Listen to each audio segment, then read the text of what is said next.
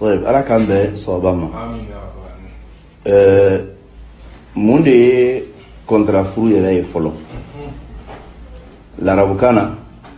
a bɛ fɔ a ma ko muta n'i ko k'i b'a fɔ bamanankan na i b'a fɔ ko damuta furu a bɛ minnu bolo ani dɔnni gafew kɔnɔna la dɔnnikɛlaw ye a ɲɛfɔ cogoya mun na o de ye cɛ dɔ ani muso dɔ u ka bɛn a kan o yɛrɛ dama ni ɲɔgɔn cɛ seere ko tɛ sartu ye a la denfa ko tɛ sartu ye a la cɛ ni muso ka bɛn a kan cɛ ka fɛn dɔ di muso ma k'a yɛrɛ damu ta a la dilan kan cɛ ni musoya sira fɛ ka taa se waati ma waati mun ne o yɛrɛ bɛnnen don kan u ni ɲɔgɔn cɛ nin de wele k'a fɔ ko damuta furu walima kontra furu o la n'i y'a lajɛ fɔlɔ a ko bɛ cɛ dɔ ni muso dɔ de ni ɲɔgɔn cɛ kelen a filanan denfa ko t'a la a sabanan seere fila ko tɛ a la a naaninan k'a dan kɛnɛmaya misiri la walima mɔgɔ ka bɔ a kalama o fana t'a la nin mun filɛ nin de ye ko in kɛcogoya ye diina kiti o kiti an ma segin ka taa Ala ma an ma segin ka taa Ala ka ciden ma sallallahu alaihi wasallam ka d'a kan diina tɛ kunfɛ ko ye diina tɛ mɔgɔ ka hakilina ye diina ye Ala ta ani Alakira ta de ye sallallahu alaihi wasallam nin mun fɔlen filɛ nin a haramuyalen don Alahu Taala ka alikuranɛ kɔnɔ a haramuyalen don Alakira ka sunna na sallallahu alaihi wasallam a haramuyalen don dɔnnikɛlaw bɛɛ ka bɛnkan na a bɛ fɔ mun ma ko ijma fɔnkɔɲɔgɔnya foyi t'a la dɔnni bonda la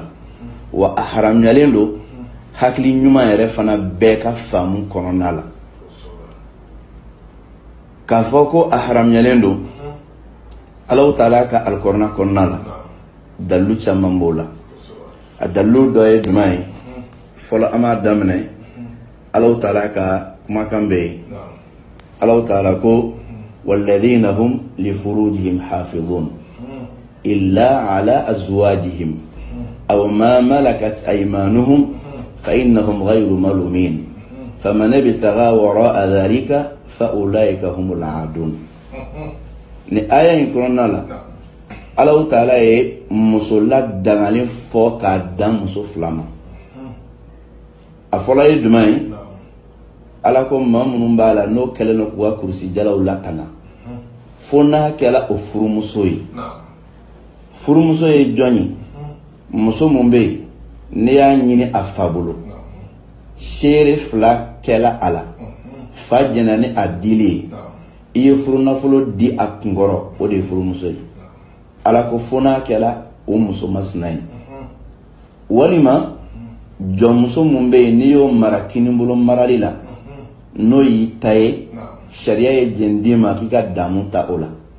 ko maa minnu kɛlen don k'u ka kurusi jalaw latanga fo n'a bɔla nin fila dɔrɔn na Ala ko k'olu maaw jala kelen tɛ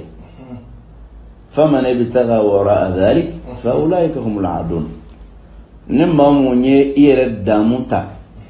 muso wɛrɛ la sira wɛrɛ kan mun tɛ nin fila fɔlen ye Ala ko k'olu tigilamaw olu ye dantɛmɛ wari tigiw ye o la nin ye Alahu Taala ka kumakan ye nin ye dalilu fɔlɔ ye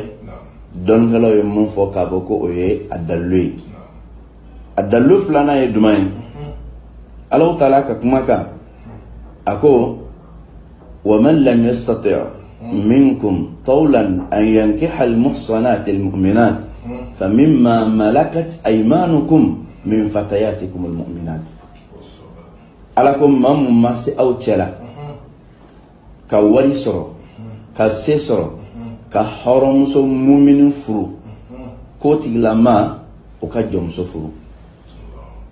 jɔnmuso mun b'a la ni mumini don k'i ka jɔnmuso furu k'i yɛrɛ sɔn minɛ ni o ye a ka di ne a tigiw ka jɛn ye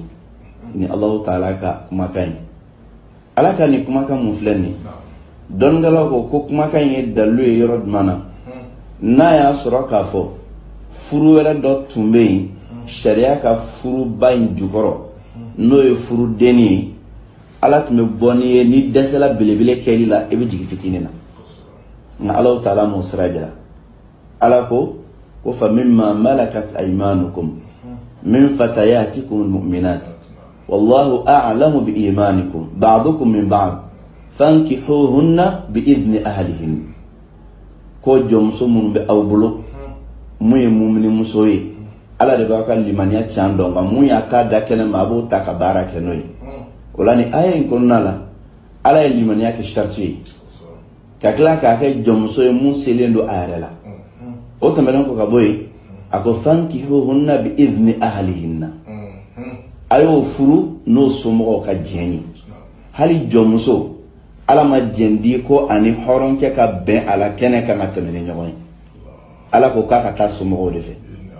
bi idni ahlihin somɔgɔw de ka diɲɛ don o la aya in kɔnɔna la Allahu ta'ala a ko ni maa mun ma se ka hɔrɔnmuso furu min musaka sɔrɔ i dɛsɛla i kana damunta kɛ sira wɛrɛ kan dɛ jɔnmuso ɲini k'o furu ka da ko musaka o ye hɔrɔnmuso ka musaka tilancɛ ye hali o jɔnmuso mun bɛ furu e n'a kuma ka bɛn a la ko a somɔgɔw ka diɲɛ olu de bɛ a di ma ni Allahu ta'ala ka kuma ka ɲi nin yɔrɔ fila bɛɛ lajɛlen dalu ye mun b'a jira k'a fɔ ko furu mun bɛ yen n'a bɛ kɛ nin kɛcogo la ni damuta furu don a haramuyalen don dalu sabanan ye jumɛn ye suratu nuru kɔnɔna na Allahu ta'ala ko walyasta'fifi alladhina la yajiduna nikaha hatta yughniyahum Allahu min fadli ko maa minnu b'a la n'o ma furu musaka sɔrɔ ka furu kɛ olu ka yɛrɛ sɔminɛ sira ta fo Allahu ta'ala ka o labandaya wagati mun ni aya in kɔnɔna la ni Allahu ta'ala ka kumakanw lamɛn ka na a ko wa ankihul ayama minkum was-salihina min ibadikum wa ima'ikum in yakunu fuqara yughnihim Allah min fadlihi wallahu wasi'un alim aya daminɛ la Allahu ta'ala ko cɛ minnu b'aw cɛla n'o sela furu kɛ ye aw minnu ye o ka kotigiw ye aw y'o faw ye aw y'o marabagaw ye muso minnu b'aw cɛla n'o sela furu ye aw minnu ye o ka kotigiw ye aw de y'o faw ye aw y'o marabagaw ye k'a ka olu furu ɲɔgɔn ma o hɔrɔn dama o dɔrɔn fana tɛ dɛ was-salihina min ibadikum wa ima'ikum aw ka jɔnmuso ani jɔnkɛw la ɲumanw minnu ye silamɛw ye a ye olu fana furu ɲɔgɔn ma a kana o to yen ten ko n'a y'a sɔrɔ hɔrɔnkɛ mun ye fantan ye ne b'a la ka muso ɲini k'a d'a ma k'a dɛmɛ muso furu musaka la k'i kana siran a ka fantanya ɲɛ ko Allahu ta'ala b'a bandaya ka bɔ a ka sɔrɔtigiya la ni maa mun kɛla a tɛ e yɛrɛ kun ka muso furu kelen a filanan mɔgɔ t'i bolo mun b'a furu ka d'i ma fila ala ko k'o tigila maa ka yɛrɛminɛ sira ta k'i yɛrɛ sɔminɛ walyasta'fifi alladhin ni bɔda wɛrɛ dɔ tun b'a bolo a tɛ kun ka muso furu mɔgɔ t'i bolo mun b'a furu ka d'i ma ni bɔda tun bɛ yen k'i b'a fɔ ko a tun bɛ se ka taa o fɛ n'o de ye damuta furu ye ala tun b'a fɔ ko wa ne ni ma sɔrɔ a ka taa damuta furu la mais ala m'o fɔ a ko k'a k'a yɛrɛ minɛ de fo a k'a yɛrɛ minɛ fo Allahu ta'ala ka bɔda d'a ma waati mun na a ka se sɔrɔ a ka sɔrɔ ka furu kɛ o yɛrɛ minɛ in sira ala kɛra ka kumakan bɔ la sallallahu alaihi wasallam ala ko ya ma'ashara ash-shabab man istata'a minkum al-ba'ata falyatazawwaj aw funangew ne maa mun balukuyala ka furu musaka sɔrɔ aw cɛla ko tigilama ka furu kɛ fa innahu aghaddu lil-basar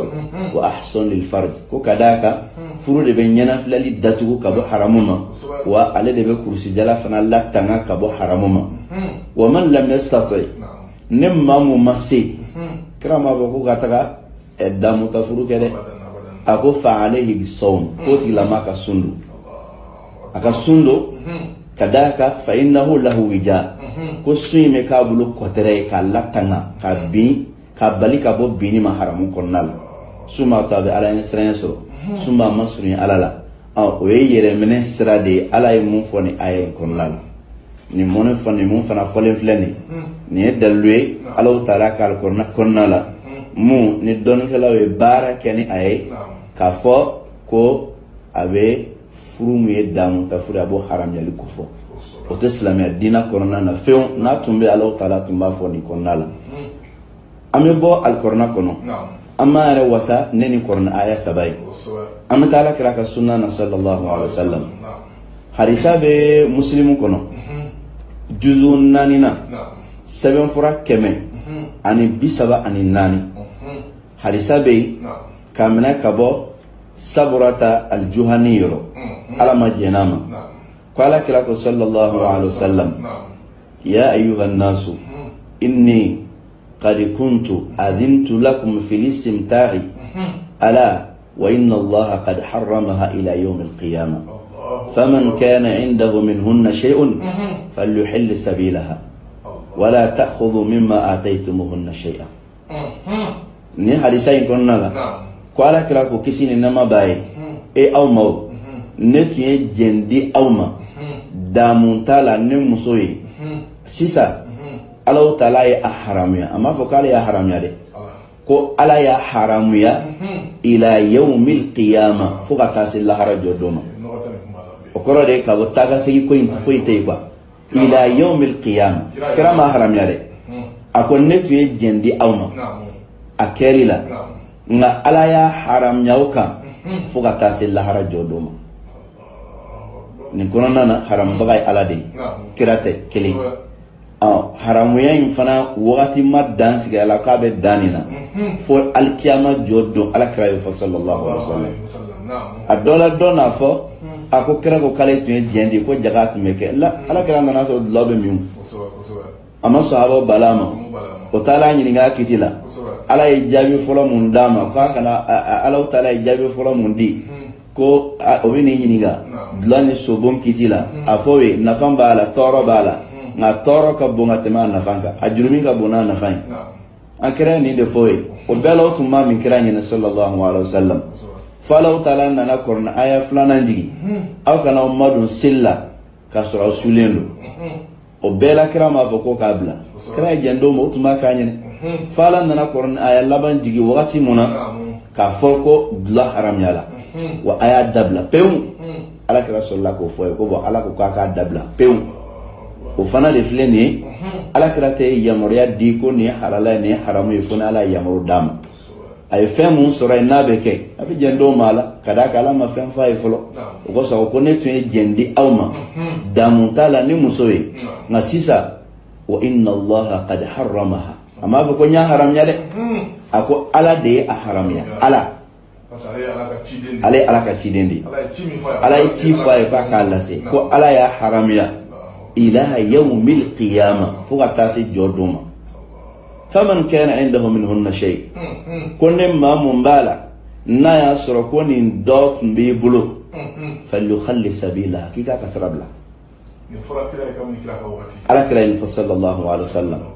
nemma mun tumbe ko muso dot mbi bulu damu tasrafe falyukhalli sabilaha kika kasrabla kata abana wala ta'khudhu mimma ataytumuhunna shay'an na ya suratni war mun doma kwa betaba waqti dul hannu wati mase ikana drama kele men ala kira ibn sallallahu alaihi wasallam warte men mun dila adafale le kabul ala kira ibn sallallahu alaihi wasallam ni hadisa yin fo chugulade hali ala kira ma fo ko mun taba bolo o ka waqti dafa o koro ni ala ife muharram ya dron abana di akari na ko dula haram yala domuna aya soro dula muntu marale no mawbulu be bola ki tabon fo madina corona keleba fo ko kore be ka wuya ko no dula sababula o bola ka bon tuya munade kira fana ni nyona de fo mo sima fo ko ala ni butali mene bolo ne ga flin falendo ango min ko ban folo mo mo fo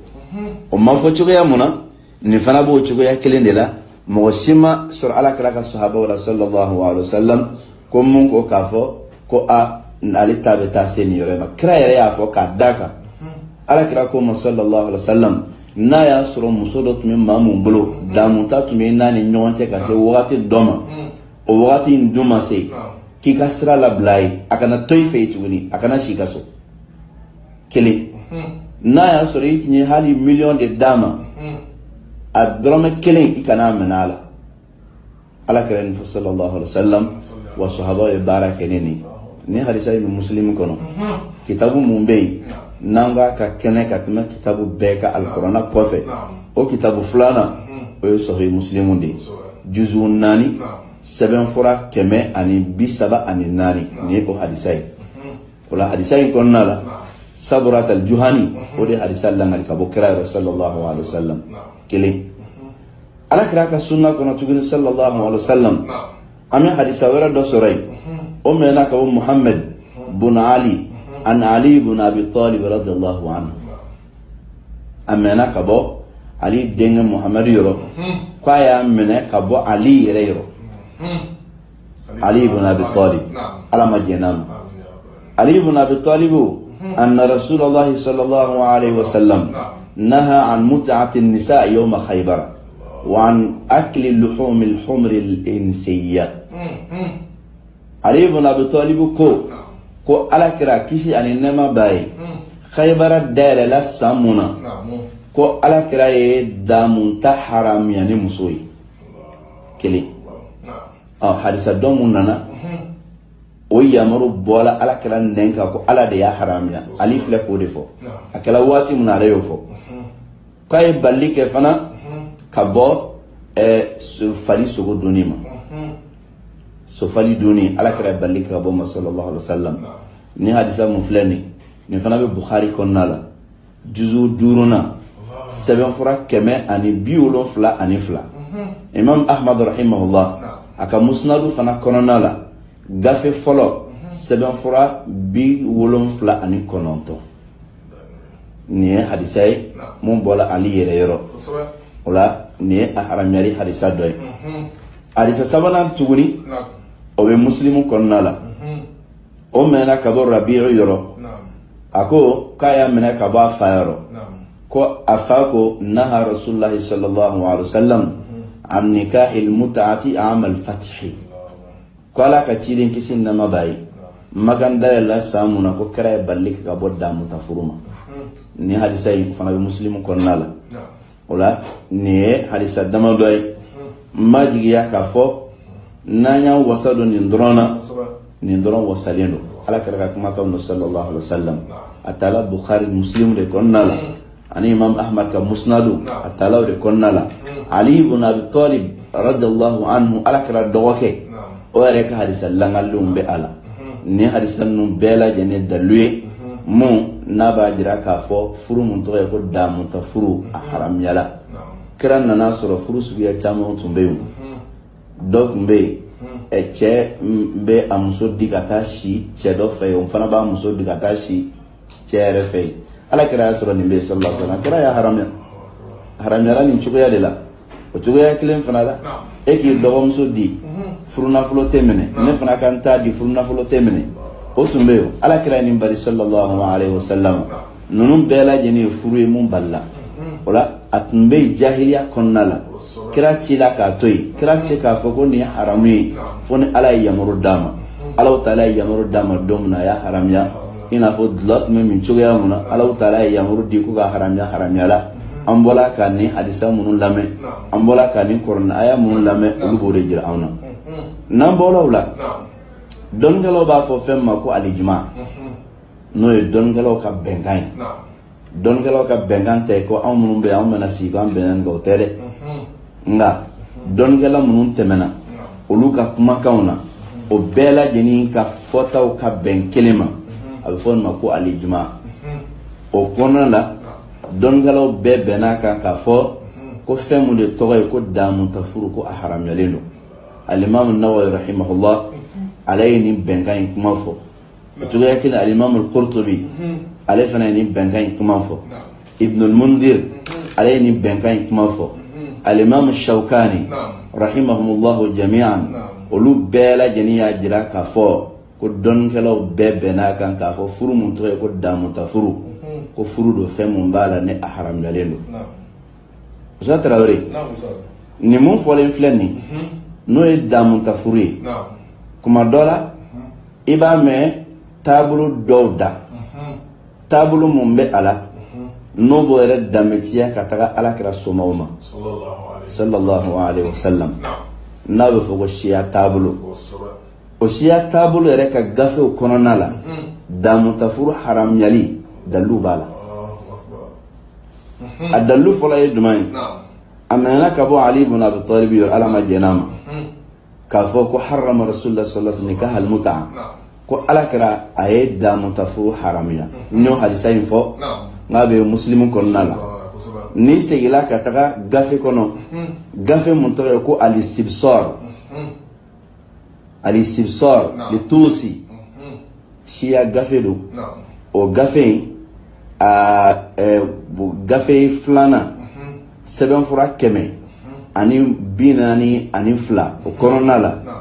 i b'a sɔrɔ o kɔnɔna la ale y'a fɔ ka bɔ Ali ibn Abi Talib yɔrɔ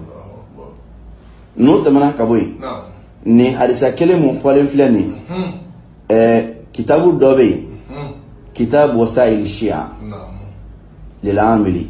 o kitabu in fana kɔnɔna la gafe 21 na sɛbɛnfura 12 a b'o fana kɔnɔna la ni tilara ka gafe wɛrɛ lajɛ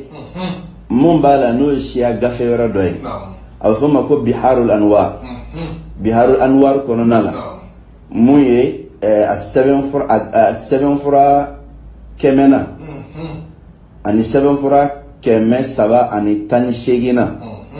n'i ye o kɔnɔna lajɛ a b'o kɔnɔ k'a fɔ su'ila Ja'far bin Muhammad al-Imam as-Sadiq ko Ja'far as-Sadiq ɲininkala anil mut'a damunta kiti la faqala ma taf'aluhu indana illa al-fawajir a ko maa to kɛ anw fɛ anw ka taabolo la fo n'a kɛra cɛninkɛla cɛman n'a musomanw ye nin ye siya gafe yɛrɛ de kɔnɔna ye o la nin ye dalilu dɔ ye a la ka fara gafe wɛrɛw kan mun tɛ nin si ye n'i bɔra nin bɛɛ lajɛlen na a dɔ la maa mun b'a fɔ a bɛ na ni hakilina dɔw ye alikuranɛ aya dɔw kɔnɔ an ma tɛmɛ o hakilina dɔw kan aya dɔ bɛ yen a faamu bɛ ɲagami mɔgɔ dɔw ma o aya ye jumɛn ye ko Alahu Taala y'a fɔ alikuranɛ kɔnɔna la ko famastamta'tum bihi minhunna fa'atuhunna ujurahunna fariida o ko Ala ko n'a ye damunta mun kɛ ni muso ninnu ye a y'o ka furu nafolo d'o ma wajibi la o la ko ni aya ye mun filɛ nin ye ko aya ye ni donna tafsiru kɔnɔna la k'i bɛna sɔrɔ kalancogo dɔ bɛ yen mun bɛ wele ko qira'atu shaza ko dɔ ye aya in kalan ko famastamta'tum bihi minhunna ila ajalin musamma ko n'a ye damunta mun kɛ ni o ye ka taa se wagati ma ko kuma fɔla o la ko n'i y'o lajɛ ko de ye dalilu ye k'a fɔ ko furu mun ye damunta furu ye ko a ladagalen don ko kɔrɔna yɛrɛ y'a fɔ muta ni istimtaru o kɔrɔ tɛ kelen ye o ye kelen ye nka an bɛ segin ka taga Alahu Taala ka alikuranɛ yɛrɛ kɔnɔna la fɔlɔ ni alikuranɛ aya mun filɛ nin n'i y'a ta k'a lajɛ aya in fɔla kuma dɔw de cɛla aya fɔla kuma dɔw cɛla cogo jumɛn na Alahu Taala ye muso dɔw de furuli haramiya anw kan حرمت عليكم أمهاتكم وبناتكم وأخواتكم وعماتكم وخالاتكم وبنات الأخ وبنات الأخت فغتاسي والمحصنات من النساء إلا ما ملكت أيمانكم ayada mene bawla ka jigin fo ka taa se muso wɛrɛ minnu b'a la n'o la tangalen don ne cɛ wɛrɛ ka furu ye o bɛ cɛ wɛrɛ ka furu kɔnɔna la fo ne o mun kɛla jɔnmuso ye aw bolo ni sariya ka jɔnya sira ye kitaballahi alaykum ko nin ye Ala ka wajibi aw ka muso haramuyali ko bonda la wa uhilla lakum ma wara'a dhalikum muso minnu fɔlen filɛ ni aw ye olu kɔfɛ muso tɔwɛrɛ minnu bɛ yen ko Ala ye o bɛɛ ladaga aw ye an tabtagu bi amwalikum aw ka ɲinini kɛ ni aw ka nafolo ye muhsinina aw kɛlen k'aw yɛrɛ kun latanga ka bɔ jɛnɛya ma ghayra musafihina كسرني أو ما كلونجلي كلاوي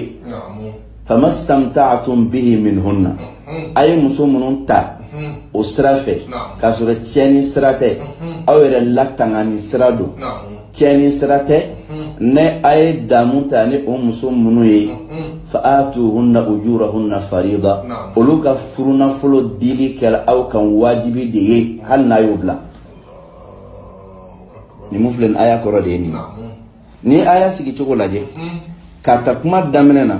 furu mun ko folo e furu nyumande yo kada ka muso munu furu haram yalen do am e furu nyumande ko fola furu nyumam mun ko fola ni te se ka ta shori ta da kono o ta don yoray ni klala katem aya ina ani aya mun fo no ba jukoro wa man lam yastati minkum qawla ni klala o aya fana ta ka laje ala ko nimu masiga horom su furu ka furu fen sara ko o tigila ma kika jomso ta na ya soro ka fo doin tun kambe nindema ala kinde ta ni yoray na atno fo nimu masiga horom su furu iga damu ta furu ke kadaka musaka kan no ni katem horom so taka wala ni ni laje don kala we jabi mun di ala o mun flene ne ajabi doy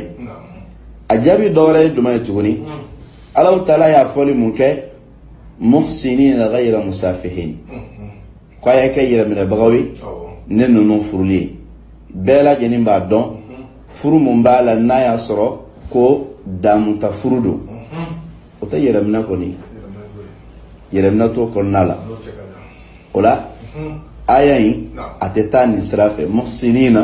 o mun fola o ba balika fo ko aya layni ka ke ko damuta furudo kadaka damuta furu konnala yeremna te ala desen yerela rebe mo blal don ne yeremna be mun konnala ateke ni chugala kadaka ne be aya tafsiri ke singa tagani lema no tamana kaboy korona aya te ta ka fasari yerema ibe seinga ta aya tafsir de ma don kala we munfo wala ni segla ka ta aya tafsir ma al-imam at-tabari mun be wele ka tafsir kala befa al-imam al-qurtubi wa faroka wa ibn al-arabi wa ibn al-jawzi wa ibn atiya wa an-nasafi wa an-naysaburi wa az-zajjad والألوسي والشنقيطي والشوكاني نونو يه تفسيري جترا باودي دون غلو بسيغ مونو كا غافيوما نونو بيكا غافيو كونونالا او بيلا جني ياجرا كا فوكو آيا ين كو الله ينتني كداكا كورنات سيكا فنفو كو الا كراكا كلاكا فوتغينو كو الا يو حراميا كورنا كا فوكو ادغاليلو كراكا كلاكا فوكو الا يو حراميا نو كلا ويفلي adola ina men mo dola ko ay ko mar de ya bali ay ko na hadisa mun lame umar to ma fala de hadisa re kelen la ngala ka bo ali de ko kira ya sallallahu alaihi wasallam ali min nugo huwa wala umar to ma fala wala afala ala kira de ko ala ya harama hal kira ya to ma fala o fil leon yorola al islam ya konna la hal umar ya fen bali an atabula ala kira khalifa nani defo o khalifa nani kono lu yam bla sramunga onni ali ala kira ka tasrate fo nyon ko sallallahu alaihi wasallam ola ni hadisa inta ka laje iba jabir ibn abdullah ali hadisa in langal bagadoy abdullah ibn abbas o hadisa in langal bagadoy abdullah ibn abbas ala kira so mo doy sallallahu alaihi wasallam nimbela jini dalwe mu majira ka fo ko furu mu be na to ko o damu ta furu fendo femo mbala ni ahram yaleno ni bolo la ma kunche ni hakilna dalwe hakilna dalwe dumay al-islamay furu di amma wala sa kasiga dudi jo wala sa ka dujo deunga soray mo deunga soray ala kira ko la kay muso furu mum be bangeke chekanu muso do duka jo kasa faini amokeni foga tabla sanfe nindo ame alakira bono fo ka damne munu be sisa fo ka tabla alakira yere la sallallahu alaihi wasallam ka kira yere ko fo ka tabla an fa damala mu ya to kela du de be furu de fana be furu mon konna la ne muso be sabati ola ni tala o tablo ka furu mon bala ne ay doron cheli muso ka ben kola ka damunta ni nyoy dute jawla dute jow la fiw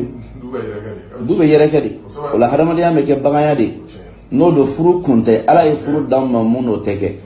Allah taala ba fani suratul nahl konnala ko Allah taala e muso di amma wa ja'ala lakum min azwajikum banina wa hafada ala e deun damma ka ban furu muso la ka kila ka modeun damma ka bo furu muso la Allah taala ka tuma kayni deun de la ka farangadi ka fo Ibrahim ma ko amilan nusonjani deni demu mbala natwe ko Ishaqa fana bina den sura munto ko Yaquba mo e modi Allah taala info ande muso te mu ya furu muso fo sharia e jendini na wa so nte sabati no te malaka boy al-islamiyya ka tabulu la den ka nga damesiya ka taga fadoma e wajibi de enna kala ka fo muso mumbe ni ata kalogeli o yabla o ka kontra be bando mona do fana ya ta kalogeli o kore sankono chetan ani fla olu bela yeni muso yinta to na e kono bara soro ko dembe jondenu wati atay ko yininde o le kama anga na yere lafla nga dinama anga na to chuguya sila farkulu nege damu o ka an lafla nga dinama wallahi Allah taala hinana auna ka dina nyuman dama dina nyuman mumbala nama fɛnw makono kabiri gale e binana no me kam waka ko fo ama yere shugula no yemuna na ya soro ka bo kontu dina doy mamun yan kon dina ina an fawla ammo kawla lutma an ko alaw no lutu yan ko ala kan kisama an de fa don yere la en nan taala o tablo ka an denw an mɔdenw olu bɛ na fa dɔw yɛrɛ la ala k'an kisi ka bɔ ma o de kama ko in ye ɲugutɔ ko de ye ɲugunan ko don ala taala ka diina dɔ tɛ mɔgɔ man k'i yɛrɛ sugola kɔnɔna la k'i b'ala ka diina ɲɛɲini na diina tɛ hakilina ko ye diina tɛ mun ka di ye o ko ye nka diina ye jumɛn ye ala ko kira ko n'o dila maa min ma n'i m'o ta i bɛ ko wɛrɛ nɔfɛ wa ala taala ye dɔnniya fitinin mun kalifa an na an bɛ mun dɔn nin ko in na ala ka kumakanw na kira ka kumakanw na dɔnnikɛlaw ka kumakanw na o de fɔlen filɛ nin ye ka nin ɲininkali in jaabi mala deli ala k'a kɛ kulo kunnandi bɛɛ nafana ye ala ka barika don mɛntaw la ala k'an ka laɲiniw bɛɛ sabati allahumma salli wa sallim wa barika ala abdika wa rasulika muhammad wa alihi wa sahbihi ajma'in wa akhiru da'wana alhamdulillahi rabbil alamin amilla melkala chamani musuma befo majiya wati koni akoni sebe koro corona ko sebe ko sebe na ala mun no ka di jabi lo de ni ala ka fam ko non no hani ni wasake amajibi ni wasake wa ni wasake inshallah ma islam o foko wal mando da bu ngakle ni ne boke ka fara imam ka mata munu ben ko yin kulo asiga tane la wala no je kulo be se ka ni ibu ye we mo wore de on ta contrala nga otu re bal mo so do wala otu re de so dala kam ni ba ko ko yin se me da fara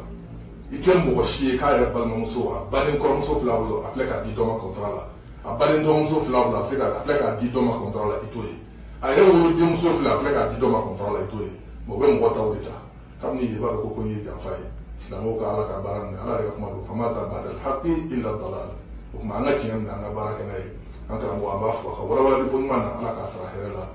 kuma ko tiyan bela de fo flawo mo ko min tay ala ko ala mi fo ko ko ma yo jabi me min tayi ala kira koyi sallallahu alaihi wasallam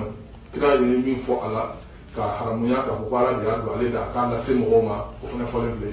ni mo ga ni doni kono na doni kala mo be ni mo bi bolo da uluka je bela de kono ko lu ka kuma o de kuma ko lu mawye ka damne kitabu kerma o da kara sanga doni je to ba mo ne ko ne tafsir olu ye min fo ala o be fle ni o kuma tiyan fle be ko ni ala ka an ke tiyan ne lo ala ka baraka ko la wassalamu alaikum wa rahmatullahi wa barakatuh